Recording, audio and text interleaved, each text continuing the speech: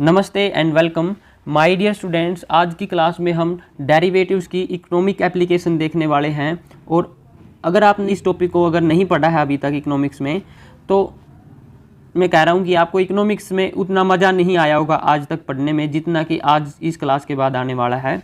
अभी के लिए मैं बता देता हूँ कि इस क्लास के अंदर हम इंक्रीजिंग डिक्रीजिंग फंक्शन के बारे में पढ़ने वाले हैं, कन्वेक्सिटी कनकेविटी फंक्शन को पढ़ने वाले हैं, इन्फ्लेक्शन पॉइंट को पढ़ने वाले हैं, ऑप्टिमाइजेशन ऑफ फंक्शन पढ़ने वाले हैं। तो इन सारी चीज़ों को हम साइमल्टेनियसली इसी क्लास में डिस्कस करने वाले हैं। और आपको ये भी पता होगा कि जो डेरिवेटिव होता है उसका कितना ज़्यादा इम्पोर्टेंट रोल होता है आपकी कोई भी कर्व बनाने में, यहाँ पर इकोनॉमिक्स में डायग्राम में, है ना। तो यहाँ पर मैं 3-4 प्रीजम्पशंस भी ले रहा हूँ कि आपको कुछ चीज़ें यहाँ पर आती होंगी, जैसे कि डेरिवेटिव्स के कुछ 8-7 रूल हैं, वो रूल आपको डेरिवेटिव के आते होंगे कि किस तरह से हम डेरिवेटिव करते हैं। ठीक है, तो हम यहाँ पर शुरू करते हैं फर्स्ट इंक्रीजिंग और डिक्रीजिंग फंक्शन से।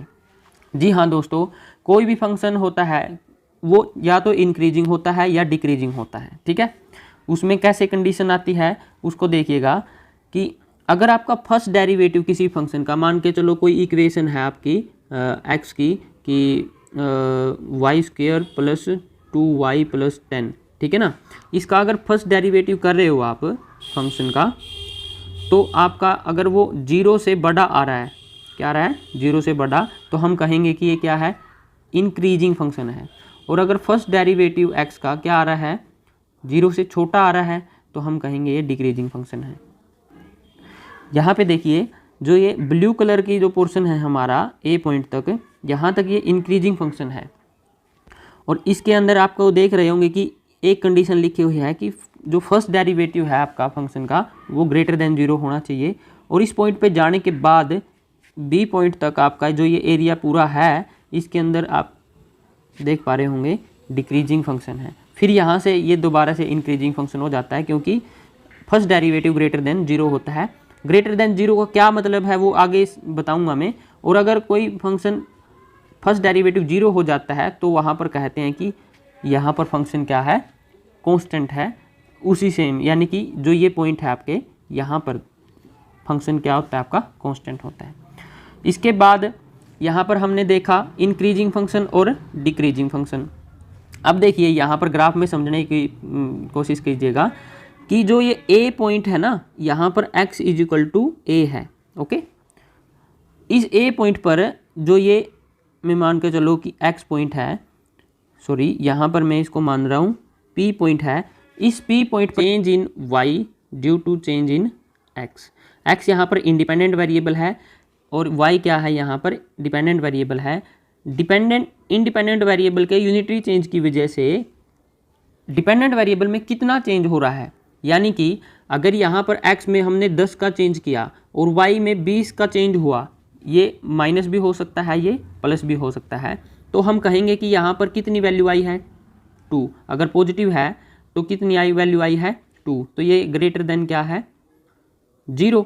तो हम कहेंगे कि भाई x की 10 वैल्यू में चेंज करने पर कितना वैल्यू y की बढ़ी है या घटी है, 20 का चेंज हुआ है, तो ये क्या है, यहाँ पर इंक्रीजिंग फंक्शन है। ठीक है ना, बड़ी होगी तो। और अगर यहाँ पर घटी है तो ये नेगेटिव हो जाता है। अगर यहाँ पर मैं नेगेटिव लिख दूँ तो ये हमारा नेगेटिव फंक्शन हो गया। कि चेंज इन x, जो यहाँ पर x ले रहे हैं हम x एक्सिस पर, उसमें यूनिटरी चेंज की वजह से y में अगर यूनिट से ज़्यादा चेंज हो रहा है तो फंक्शन क्या बढ़ेगा आपका, ऊपर की तरफ जाएगा। ये इस तरह से जाएगी चीज़ें, ठीक है, कर्व ऊपर की तरफ मुड़ेगा। और अगर फर्स्ट डेरिवेटिव में x में चेंज आप कर रहे हो 10 का और y में चेंज हो रहा है 5 का, तो हम कहेंगे कि यहाँ पर 0.5 हो गया, तो ये क्या है, 0 से छोटा है। तो यहाँ पर फिर आपकी जो कर्व है ये P पॉइंट पर से आपकी क्या हो जाएगी, मुड़ना शुरू हो जाएगी। तो हम कहेंगे कि ये डिक्रीजिंग फंक्शन है, यानी कि x के यूनिटरी चेंज की वजह से y में लेस देन यूनिटरी चेंज हुआ है। ओके, अब इसके बाद होता है कन्वेक्सिटी और कनकेविटी। ठीक है, यहाँ पर इसको जानो। इसको जानने के लिए हमको एक कदम आगे जाना पड़ेगा। यहाँ तक तो सीमित थे हम कि फंक्शन x का हम फर्स्ट डेरिवेटिव कर लो कि a पर देख लो फिर उसको, ठीक है, कि वो a पर ग्रेटर देन या लेस देन 0 है कि नहीं। अब हम सेकंड डेरिवेटिव करते हैं यानी कि x का एक बार और डेरिवेटिव करते हैं, डेरिवेटिव का डेरिवेटिव, और a पर देखते हैं कि यहाँ पर क्या हो, अगर 0 से दोबारा से फिर बड़ा मिल गया तो हम कहेंगे कि ये कन्वेक्स टू ओरिजिन है। ओके, और अगर ये सेकंड डेरिवेटिव आपका, सेकंड डेरिवेटिव यहाँ पर छोटा मिल गया 0 से, तो हम कहेंगे कि ये कनकेव हो गया। देखिएगा यहाँ पे देखिएगा, ठीक है ना, जो ये है, ये दोनों के दोनों फंक्शन क्या हैं, कन्वेक्स हैं। ओके, बट ये कन्वेक्स क्या है, पॉजिटिव स्लोप के साथ है और ये नेगेटिव स्लोप के साथ है, और ये दोनों के दोनों कनकेव हैं, दोनों के दोनों कनकेव है, ये पॉजिटिव स्लोप के साथ है और ये नेगेटिव स्लोप के साथ है, फ़र्क ये है। ओके, तो यहाँ पर भी आपका देखो second derivative greater than 0, second derivative greater than 0, तो कन्वेक्स हो गया। ओके, और यहाँ पर देखो आप कि first derivative greater than less than 0 और सेकंड भी लेस देन 0, तो यहाँ पर क्या मुड़ गया है, ये हमारा पीपीसी कर्व की तरह जैसे होता है। पीपीसी कर्व भी तो आपका क्या होता है, कनकेव टू ओरिजिन होता है, तो यहाँ पर वो चीज़ें हो जाती है, ठीक है ना। अब ये चीज़ें समझ में आई कि पॉजिटिव नेगेटिव क्या होता है और कन्वेक्स और कनकेविटी कैसे बदलती है। ओके, तो अब हम चलते हैं ऑप्टिमाइजेशन की तरफ। जो ऑप्टिमाइजेशन क्या होता है, ये एक प्रोसेस होती है कि हम क्या जान पाएँ, वहाँ पर फंक्शन का मैक्सिमम और मिनिमम पॉइंट जान पाए। जी हाँ दोस्तों, ऑप्टिमाइजेशन होती है सिचुएशन, जैसे कि मैक्सिमम और मिनिमम पॉइंट क्यों फाइंड आउट करना है, जैसे कि आपको प्रॉफिट जब निकालते हो कोई भी फर्म, तो वहाँ पर प्रॉफिट को क्या करते हो आप, मैक्सिमम, तो हम कहेंगे कि प्रॉफिट को अगर मैक्सिमम ऑप्टिमाइजेशन करना है तो मैक्सिमम पॉइंट निकालना पड़ेगा। और अगर आप कॉस्ट को निकालते हो तो कॉस्ट को तो मिनिमम करते हो आप, तो कॉस्ट के लिए आप मिनिमम पॉइंट को निकालोगे कि आप कॉस्ट की जो, जैसे कि ये होगी आपकी एवरेज कॉस्ट, तो कॉस्ट का तो लास्ट में आने की कोशिश करते हो कि नहीं करते हो, नीचे। तो इसीलिए ऑप्टिमाइजेशन प्रोसेस काफ़ी इंपॉर्टेंट हो जाती है इकोनॉमिक्स में, ठीक है ना। ऑप्टिमाइजेशन के लिए हमको सबसे पहले करना क्या होता है, फर्स्ट डेरिवेटिव निकालो, उसको इक्वल टू 0 रखो, ठीक है जी। और फिर क्या करना है आपने, यहाँ पर इक्वल टू 0 रख के यहाँ पर x के क्रिटिकल पॉइंट निकाल लो, 2 क्रिटिकल पॉइंट आएंगे, वो मैं आगे करवाऊंगा कैसे आएंगे, ठीक है। तो जब आप किसी भी फंक्शन को इक्वल 0 रख दोगे फर्स्ट डेरिवेटिव को, तो वहाँ पर आपका ये मतलब हुआ कि आप कोई भी जो कर्व बना रहे हो, या तो आप उसके मैक्सिमम पे पहुँच चुके हो, जहाँ पर क्या होता है, स्लोप 0 होता है आपका, ठीक है ना। ओके, और या फिर आप किसी भी फंक्शन के मिनिमम पे पहुंच चुके हो जहां पर स्लोप 0 होता है। दो ही जगह होता है, जैसे ऊपर वाली में जहां पर फर्स्ट डेरिवेटिव 0 हो जाता है, देखिएगा यहाँ पर इससे ऊपर वाले में, तो देखो ए और बी पॉइंट पर फर्स्ट डेरिवेटिव क्या था आपका, 0 हो गया था, तो हम कह रहे थे कि कांस्टेंट है यहाँ पे चीज़, मतलब नो लॉस नो प्रॉफिट, ठीक है। तो ये दो सिचुएशन होगी ए एंड बी की, ठीक है ना। तो ये हो गया। अब इसके बाद इन्फ्लेक्शन पॉइंट की बात करते हैं। किसी भी ग्राफ का इन्फ्लेक्शन पॉइंट वो पॉइंट होता है जहां दो फंक्शंस की टेंजेंट लाइन एक दूसरे को क्रॉस कर जाए, यानी कि एक दूसरे के ऊपर आ जाए। जैसे कि यहाँ पर देख रहे होंगे, एक ग्राफ ये है, इसका जो एक टेंजेंट लाइन ये होगी, तो सेकंड आपके पास क्या होगी, ये सेकंड ग्राफ ये हो गया, और सेकंड की टेंजेंट लाइन इसके ऊपर है, तो तब आएगा। इसके लिए आपको क्या देखना है, जो सेकंड डेरिवेटिव है, अगर आपको इन्फ्लेक्शन पॉइंट देखना है तो किसी भी फंक्शन में तब आएगा जब आपका सेकंड डेरिवेटिव क्या होगा, 0 के इक्वल होगा, ठीक है। ओके, तो देखो यहाँ पे ये दोनों फंक्शन क्या हैं, एक जैसे हैं। ओके, यहाँ पर दोनों चीज़ें हैं। अब देखिएगा, first derivative is less than 0, ये कौन से में था, सबसे पहले एग्जाम्पल में ऊपर देखा था हमने, लेस देन 0 है तो डिक्रीजिंग फंक्शन है। डिक्रीजिंग फंक्शन में आपका ये पॉइंट था कि नहीं था, था। तो देखो यहाँ पे ये डिक्रीजिंग पोर्शन में आके क्या हुआ है, आपका टेंजेंट लाइन आके मिली है, और सेकंड डेरिवेटिव 0 हुआ है। सेकंड डेरिवेटिव अब यहाँ पर बी पॉइंट पर 0 हो गया है। ओके, और यहाँ पे आप देखिएगा फर्स्ट डेरिवेटिव ग्रेटर देन 0, यानी कि फर्स्ट डेरिवेटिव ग्रेटर देन 0, तो यहाँ पे है, ऐसा था वहाँ पे, ठीक है ना।